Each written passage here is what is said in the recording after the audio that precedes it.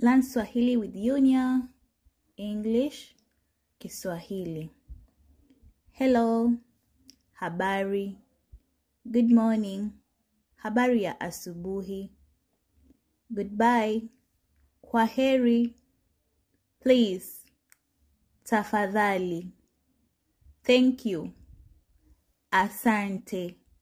Yes, ndiyo. No, hapana. Excuse me, samahani. I'm sorry, pole. Friend, rafiki. Family, familia.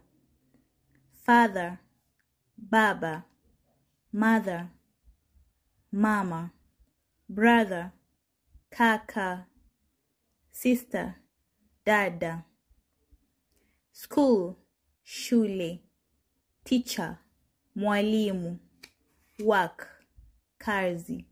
Home, nyumbani.